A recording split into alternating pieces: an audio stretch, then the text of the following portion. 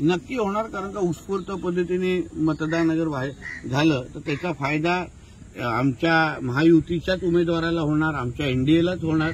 म्हणून मी परत एकदा मतदारांना आवाहन करेन की कृपया, आता जेवणाची वेळ संपलेली आहे, 3 तास उरलेले आहेत. ह्या 3 तासामध्ये तुमचा 1 मिनिट बटन दाबण्याचा तुम्ही फक्त आम्हाला द्या, म्हणजे मतदान करून. आणि पुढची 5 वर्ष आपल्या आयुष्यामध्ये आम्ही काय परिवर्तन आणू शकतो, जे तुम्ही गेल्या 10 वर्ष बघितलं नसेल, हे तुम्हाला परिवर्तन आम्ही आणून दाखवू. सर, काही जणांकडून एक वेगळं चित्र निर्माण करण्याचा प्रयत्न केला जातोय. सकाळपासून असं येतं माहिती की किरण सामंत नाटकचे बोलतात, त्यावरून विरोधक टीका करतात. काही नाही किरणजी, आता मी माझ्या काही देवगडच्या भागात होतो, तिथे मला नेटवर्क नव्हतं. डोंगराळ भाग आहे तिथे नेटवर्क, म्हणजे काय नितेश राणे पण नॉट रिचेबल आहे का? असं नसतं का. आम्ही प्रत्येकजण आपल्या आपल्या पद्धतीने मतदारांपर्यंत पोहोचण्याचा प्रयत्न करतोय.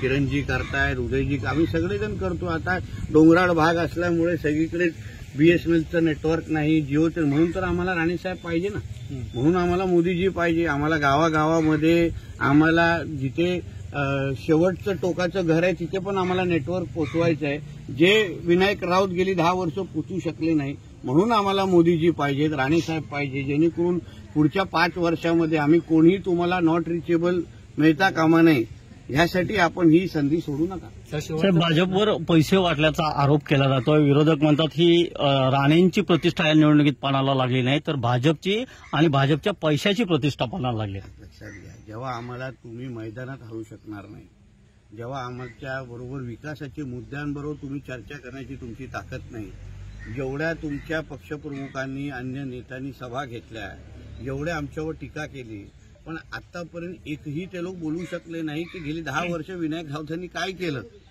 गेली 10 वर्ष तुम्ही नेमकं या रत्नागिरी सिंधुदुर्गासाठी काय दिलं, मुलांना काय रोजगार दिलं, म्हणून मैदानात हरवू शकला नसल्यामुळे अशा शेंबड्या पद्धतीने आरोप करायचे आणि लोकांची दिशाभूल करायची. म्हणजे एक आहे की त्यांनी पराभव मान्य केलेला आहे, त्यांना कळून चुकलेलं आहे. मग कारणं कुठलीही द्या, कळून चुकलेले आहेत. राणेसाहेब जिंकलेलेच आहेत, फक्त आता लीड जवळपास 3-3.5 लाखाची आमची वाढते, एवढा विश्वासाने सांगतो.